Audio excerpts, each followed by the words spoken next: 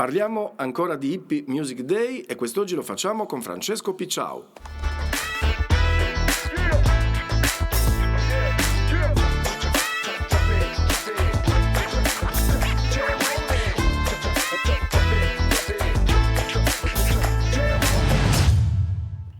Buongiorno Francesco. Buongiorno a te. E grazie per essere qui quest'oggi nel mio canale, è stato veramente un onore averti perché mi ha incuriosito quando Giovanni e Valentina mi hanno parlato di te e di quello che fai. Tu nasci come scultore, ma poi ci sono tante altre sfaccettature della tua arte che vorremmo parlarne insieme. Ecco, la tua presenza all'Hippie Music Day del 2024, ecco, come nasce quest'idea? Intanto nasce dall'invito di Valentina e Giovanni e per questa seconda edizione del festival ho in progetto di realizzare proprio all'entrata, diciamo, fare un intervento di land art, di realizzare il simbolo della pace, Ecco. conosciutissimo in tutto il mondo, nato alla fine degli anni 50 negli Stati Uniti e poi diffusosi un po' in tutte le parti del mondo. Realizzerò il simbolo della pace con migliaia di fiori colorati. Ecco. Per poi inoltrarmi più nel parco e realizzare una vera e propria installazione di land art, che però non è una semplice installazione di land art, ma mette insieme diverse discipline artistiche come la scultura, l'installazione e la performance. Diciamo, queste sono le tre cose. Ecco. E in sostanza è un percorso da fare a piedi nudi che io traccerò sulla terra battuta. Ma che bello. La prima parte presenta delle asperità e ci sono 7 sculture che hanno la forma di un libro, che devono essere superate. Benissimo.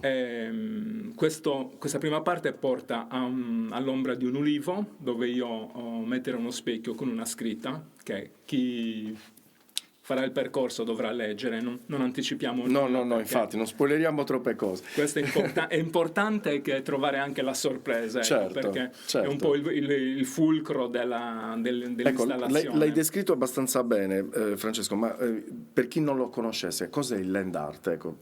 Allora, la land art nasce nei primi anni 60, sempre negli Stati Uniti, ed è una corrente artistica che mette in primo piano il paesaggio, soprattutto il rispetto per il paesaggio, ma il paesaggio stesso diventa opera d'arte. Bellissimo. Con degli interventi, diciamo, che ha impatto ecologico zero, e quindi interagendo magari con le rocce o addirittura un'intera montagna può diventare diciamo il soggetto principale di questa forma d'arte. È meraviglioso, quindi Gli alberi può diventare anche un qualcosa di immenso. Ecco. Assolutamente, sì. Bellissimo. Quindi ci riporta a quello che è anche il creato. Assolutamente. In un certo senso. Integrare col massimo rispetto l'arte con ciò che è la massima espressione artistica, cioè la natura. La natura. Bene. Ecco, io sono curioso, sì, questo per quanto riguarda l'Hippie Music Day, ma come nasce la tua passione per la scultura? Ecco. Allora, diciamo che io sin da bambino ho sempre avuto questo dono.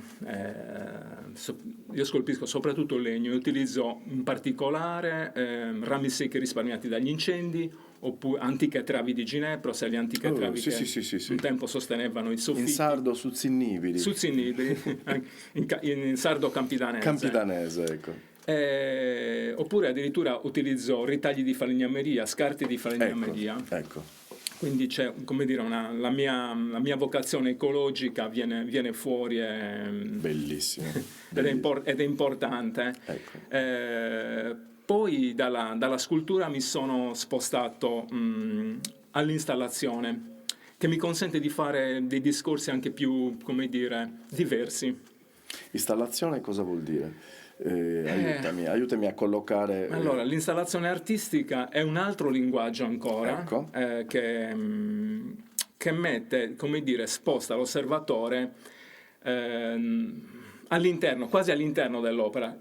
è quasi avvolto dall'opera, Ok. per quanto riguarda quando si parla di installazione, l'osservatore. Perfetto. Normalmente noi siamo fuori dall'opera. Quando io guardo un quadro, io sono da una parte, il quadro Certo, è sulla parete, certo. dall'altra. Certo. O una scultura la stessa cosa. In questo caso spesso capita che l'installazione, che diciamo è costituita spesso anche da elementi seriali che creano diciamo il loro effetto, sia estetico che concettuale, l'osservatore però è immerso dentro l'opera stessa. È come se avessimo degli occhiali, dei visori e siamo all'interno dell'opera. Sì, in un certo senso sì. In un certo senso, molto sì. futuristico, ecco, però Assolutamente sì. siamo noi dentro l'opera Esatto. quando osserviamo. Come capita in questo caso all'IP Music Day, Ecco. dove appunto io ho pensato di fare un qualcosa di diverso ancora, mettendo insieme le diverse cose, le diverse discipline artistiche. Io ho voluto mettere insieme in pratica la land art, l'installazione e la performance. Bellissimo. Però la performance da chi è il protagonista di questa performance, ma è l'osservatore stesso, che a piedi nudi dovrà percorrere il percorso, che come ti dicevo ha una prima parte diciamo un po' faticosa, mettiamola così. Si arriva all'ulivo, dove c'è appunto lo specchio, e poi si continua in una seconda parte molto più confortevole. Ecco. È un sentiero ricoperto di foglie e petali di fiori. Bellissimo. E quindi poi sfuma verso la fine e in questo sentiero, diciamo, ci sono una serie di stimoli sensoriali. Ecco. Che potrebbero, utilizziamo il condizionale, far scaturire in chi diciamo si accinge a fare questo percorso diverse emozioni. Meraviglioso. O comunque sensazioni. Meraviglioso. Francesco, sei un artista a tutto tondo e questa è una cosa molto molto bella e meravigliosa. Ecco, la mia curiosità si spinge ancora un po' prima. Ecco, a che età nasce la passione per la scultura oppure l'idea di incominciare a fare scultura? Io ricordo che avevo forse 5-6 anni, ero alle scuole elementari, quindi ma forse anche prima. In tenerissima età, proprio sei partito prendevo delle radici, radici e facevo dei serpenti, facevo dei pesci, delle statuine, poi le coloravo, le dipingevo con le tempere. La mia maestra ha un'infinità che adesso non c'è più purtroppo, però aveva collezionato un'infinità di piccole opere. Certo, assolutamente sì. Bene Francesco, mi dicevi delle sensazioni. Sì. Ecco, allora, in sostanza, oltre che un percorso di meditazione, è anche un percorso sensoriale. Ecco. Dove si percepiscono diverse sensazioni. Allora, è un percorso da fare con l'attenzione proiettata all'interno del nostro corpo. Ecco. Però ci sono sensazioni tattili che noi percepiamo dalla pianta dei piedi. Ecco, sì. Ci sono sensazioni visive, che sono quelle diciamo più scontate. Ma ci sono anche sensazioni olfattive. Ecco. E ci sono sensazioni anche, essendo proiettati nel nostro corpo, cinestesiche e cenestesiche. Ecco, non so la differenza. Io conoscevo cenestesiche, ma... Allora, la sensazione cinestesica è quella che noi abbiamo, diciamo, quando, ad esempio, abbiamo un mal di pancia. Oppure la testa pesante. Ecco. Abbiamo delle sensazioni generiche in alcune parti del corpo. O la testa leggera, al contrario, per magari una sensazione di benessere. È una sensazione cinestesica. Una sensazione di malessere. La sensibilità cinestesica, invece, è una sensibilità molto affinata in chi lavora sul proprio corpo, come chi fa danza o ginnastica artistica, ad esempio. E rappresenta tutte quelle informazioni che provengono da particolari sensori che noi abbiamo nelle articolazioni, in particolare nella capsula articolare, ma anche nei tendini e nei muscoli. Sensazioni che poi elaborate dal nostro cervello ci permettono di capire come siamo messi nello spazio che ci circonda o di capire anche in che rapporto sono diciamo le nostre braccia rispetto alle gambe, o se ho un braccio diciamo sollevato oppure anche senza vederlo, oppure è in orizzontale, e quindi posso capire diciamo avere la percezione del mio corpo in movimento anche in una situazione statica. Le mie opere nascono soprattutto dalle emozioni. Io probabilmente le mie mani non si muoverebbero se non fossero guidate dall'emozione. Bellissimo. Quindi quello che poi ritorna a me è l'emozione da parte di chi viene a vedere Certo. le cose che faccio. L'opera. E non a caso anche